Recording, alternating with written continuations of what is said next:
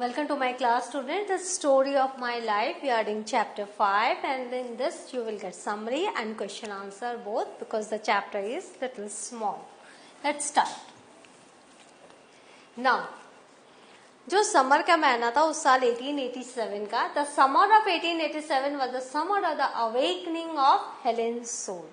तो वो जो समर था 1887 का वो ऐसा था जैसे उनके सोल में अवेकनिंग आ गई, एक ज्ञान आ गया, ज्ञान उपजा. She explored with her hands and learned the name of everything she touched. तो उन्होंने अपने हाथों से काफी कुछ एक्सप्लोर किया, वो फील करती थी अपने हाथों से और सबके नाम उन्होंने सीखे. Learn the name of everything she touched. उनको ये पता चला हर चीज का एक नाम होता है. And she learn more about the world around her. और उन्होंने अपने आसपास की दुनिया के बारे में ज्यादा जाना. She began to feel the kinship with it. और उन्होंने एक रिलेशनशिप उन्होंने अपना बनाना सीख लिया बाहर की दुनिया से, जो ऑब्जेक्ट्स हैं जिनको वो छूती थी. Miss Sullivan often took Helen for walks through the fields. और मिस सलीवन क्या करती थी, वो जो छोटी सी बच्ची हेलन जब बहुत छोटी थी उनको वो वॉक पे ले जाती थी फील्ड में, खेतों में. And Helen had her first lessons in the beneficence of nature. और हेलन को उनके जीवन का पहला लेसन मिला कि नेचर में कितनी सारी खूबियां हैं. बेनिफिसेंस ऑफ नेचर, प्रकृति हमारे कितने काम आती है, कितनी उपयोगी है. She learn how the sun and the rain make to grow out of the ground every tree. और उन्होंने सीखा कि कैसे सूरज और बरसात मिलकर ग्राउंड में हर एक पेड़ को ग्रो करते हैं. That is pleasant to the sight and good for food. और ट्री जो है वो दिखने में भी बहुत अच्छा लगता है, pleasant for the two the sight and good for food. और खाने के लिए भी ट्रीज बहुत अच्छे हैं क्योंकि ये हमें फल देते हैं. तो trees is good for food and pleasant to sight. How birds build their nest and live. उन्होंने ये सीखा कि जो बर्ड्स हैं वो कैसे अपने घोंसले बनाती हैं, कैसे वो वहां रहती हैं. She began to delight in the world more and more. और ये जो दुनिया थी जो मिस सलीवन उनको दिखा रही थी, जो प्रकृति के साथ उनको जो एक उनका रिश्ता बना रही थी, she had started loving this learning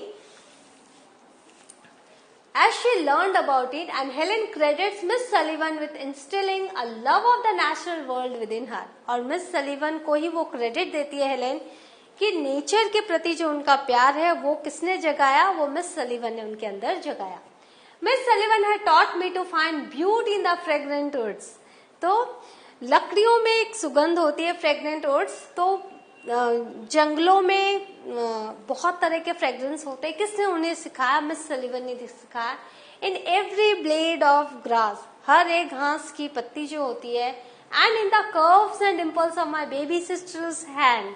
और मेरी बेबी सिस्टर जो मेरी छोटी बहन है उसके जो कर्व्स हैं, उनके उसके जो डिम्पल्स हैं वो कितने खूबसूरत है. ये सब मुझे किसने बताया, मिस सलीवन ने बताया. She linked my earliest thoughts with nature. उन्होंने मिस सलीवन ने हेलेन के अर्लीस्ट थॉट्स को नेचर से जोड़ा. And made me feel that birds and flowers and I were happy pairs. और उन्होंने हेलेन को ये विश्वास दिलाया, ये फील करने के लिए मजबूर किया कि जितनी भी बर्ड्स हैं, फ्लावर्स हैं, वो सब मेरे खुश मिजाज दोस्त हैं, मेरे पियर्स हैं, मेरे क्लासमेट्स हैं, मेरे साथ हैं. तो ये एहसास मिस सलीवन ने हेलेन को दिलाया. Helen did have an experience of nature which taught her that nature is not always kind. लेकिन साथ ही साथ हेलेन को एक और एक्सपीरियंस हुआ कि नेचर जो है हमेशा दयालु नहीं रहता. One day Helen and Miss Sullivan stopped to rest in the shade of a large tree. एक दिन क्या हुआ था, मिस सलीवन और जो हेलेन है वो एक बहुत बड़े पेड़ के नीचे रेस्ट करने के लिए रुके थे. And Miss Sullivan helped Helen to climb up into its branches. और मिस सलीवन ने हेलेन को ब्रांचेस पे चढ़ने के लिए, क्लाइंब करने के लिए मदद की. Miss Sullivan suggested the two of them eat lunch in the branches. और उन्होंने कहा कि हम यहीं पर लंच करेंगे ब्रांचेस में बैठकर. But when she went to fetch their food, लेकिन जब वो खाना लेने गई, a change passed over the sky. आसमान में एक चेंज आया. क्या बदलाव आया Helen could feel the sun grow covered by cloud. Helen को फील हुआ कि जो सूरज है, जो अभी तक गर्मी दे रहा था, अचानक ही उस पर क्लाउड्स ने उसको कवर कर लिया है। And smell the odour of oncoming rain, और उन्होंने उस सुगंध को पहचान लिया जो कि आने वाली रेन के सुगंध थी। And smell the odour of oncoming rain. Helen long to get down from the tree. अब हेलेन जो है वो ट्री से उतरना चाहती थी, बट शी वाज स्टक, लेकिन वो देख नहीं पाती थी, तो इसीलिए वो वहां फंस गई। A great wind nearly blue her from the branches, और उनके पास से बहुत तेज हवा का झोंका गुजरा। And she crouched in the fork of the tree as twigs snapped all around her। तो वो क्या हुआ, जो पेड़ की टहनी में वो क्राउज हो गई, और उनके चारों तरफ जो छोटी छोटी टहनियां थी वो सब इकट्ठा हो गई। At last Miss Sullivan returned for her and helped her down, and Helen realized that even under softest touch, that is nature, hides treacherous claws। और उस दिन तो मिस सलिवन आए, उन्होंने उसको नीचे उतारा, और उस दिन हेलन को रियलाइज हुआ कि जो नेचर है उसका सॉफ्टेस्ट टच है, बहुत मुलायम उसका टच है, लेकिन उसके अंदर, उस टच के अंदर क्या छिपा हुआ है? Treacherous clause.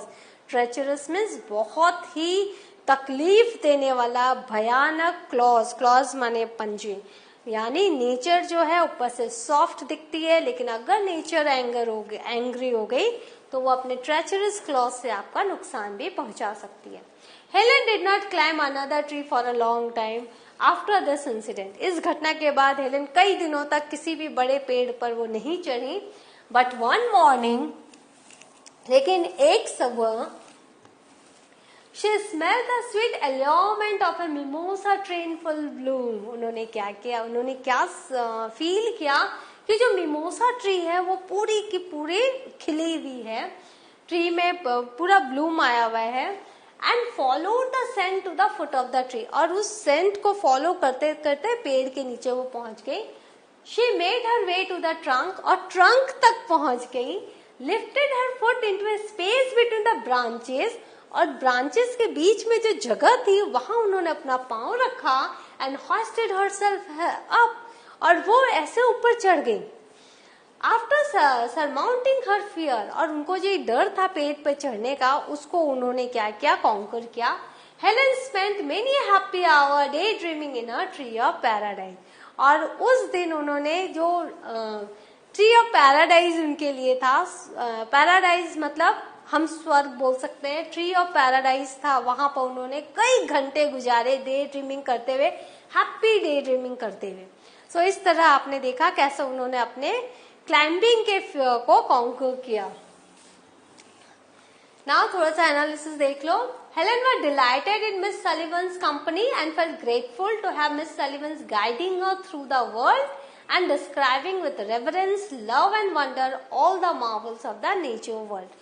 तो हेलेन बहुत ही खुश थी अपनी टीचर को पाकर, और बहुत ही ग्रेटफुल थी, वो ग्रेटफुल थी उनके लिए, क्योंकि टीचर ने उनको गाइड किया था थ्रू द वर्ल्ड, दुनिया को दिखाने में उन्होंने उनकी मदद की। एंड डिस्क्राइब किया हर एक ऑब्जेक्ट प्यार से, अपनेपन से, और जितने भी दुनिया के जो वंडर्स हैं, जो आश्चर्यचकित कर देने वाले वंडर्स हैं, जो हम खुली आंखों से देखते तो हमें वो वंडर्स नहीं लगते, लेकिन अगर आप कभी बंद आंखों से जब महसूस करके आप देखोगे तो आपको लगेगा नेचर सही में इट्स मार्वलस। तो मार्वलस ऑफ द जो नेचुरल वर्ल्ड है उसको उन्होंने फील कराया था। Helen had been so excited and happy to learn about nature. Helen बहुत ही खुश थी नेचर को एक्सप्लोर करके। एंड बिगिन टू डेवलप, और उन्होंने क्या डेवलप किया? A deeper relationship with it. Nature के साथ उन्होंने एक डीप रिलेशनशिप डेवलप किया। And that it did not occur to her that there was a darker side to its beauty। और उस समय तक उनको ये नहीं पता था कि नेचर का एक डार्कर साइड भी होता है। The experience up in the tree taught her that there was a duality to everything in the world। और जिस दिन वो पेड़ पर चढ़ी थी उस दिन उनको एहसास हुआ कि हर चीज का दो पक्ष है, एक बुरा और एक अच्छा। And that even in places of immense beauty and comfort, danger could swoop in at any moment। कि अगर आप किसी ऐसे प्लेस में है, जहाँ ब्यूटी है, जहाँ कंफर्ट है, तो वहाँ कभी भी डेंजर भी आ सकता है। तो आपने देखा किस तरह से ये उन्होंने सीखा। Helen's education at this point in her life was more than studying and learning abstractly. It was based in learning about the world from the world itself. तो इस समय जो उनकी जो टर्निंग पॉइंट थी, उनकी जो लर्निंग क्या हो गई थी, वो स्टडिंग एंड लर्निंग से अलग होकर वो वर्ल्ड से वर्ल्ड को सीख रही थी। वो क्या कर रही थी? Learning about the world from the world itself, right? Throughout her life, Helen experiences a setback, learns from it, and redoubles her commitment to facing her fears and conquering them.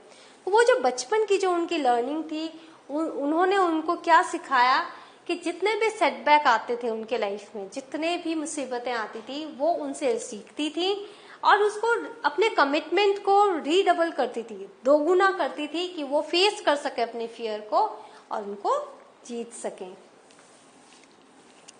Now question answer देख लो। How did Helen's awareness of the world depend? What effect did it have on her personality? तो कैसे awareness उनकी बढ़ी और क्या क्या effect आया उनकी पर्सनालिटी पर?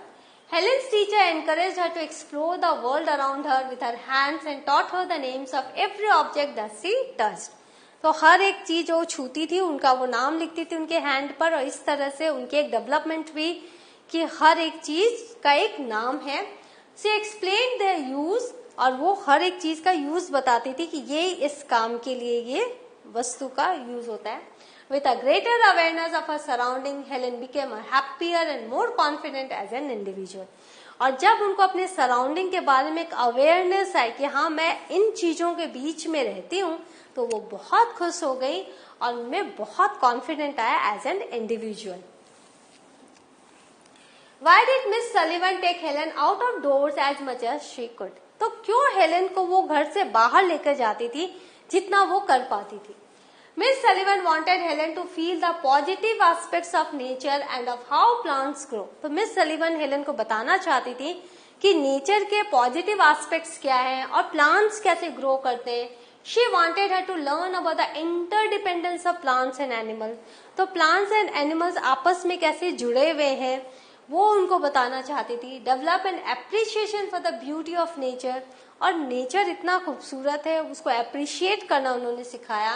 And realise the deep bond that she shared with it, और उन्होंने ये बताया कि तुम बर्ड्स, फ्लावर्स सब पीयर्स हो, सब दोस्त हो, एक ही रिलेशनशिप है तुम लोगों का। तो ये जो है डीप बॉन्डिंग जो है उन्होंने क्रिएट की हेलेन के अंदर। How did Helen learn about the dark side of nature? तो dark side of nature Helen ने कैसे रियलाइज किया? Helen climbed onto a cherry tree with the help of a teacher and they decided to have their lunch on the tree. तो उन्होंने कहा कि हम lunch करेंगे पेड़ पर बैठ के। The teacher left her there while she went to get the lunch and basket. तो वो बास्केट लेने गई teacher. In the meantime, the weather suddenly changed and there was a fierce storm. तो उसी समय वेदर चेंज हुआ और बहुत आंधी आ गई, चलने लगी, which almost threw Helen out of the tree. और हेलेन अगर वो फॉग में नहीं अटकती तो शायद गिर जाती ट्री से। For the first time Helen experience the dark side of nature and it took a long time for her to gain the confidence to climb up a tree again. तो Helen ने पहली बार nature का dark side देखा और उनको थोड़ा समय लगा फिर से पेड़ पर चढ़ने के लिए, वो कॉन्फिडेंस लाने में उनको थोड़ा समय लगा। How did Helen finally overcome a fear of climbing? तो हेलेन ने कैसे ओवरकम किया अपने पेड़ पर चढ़ने के डर को?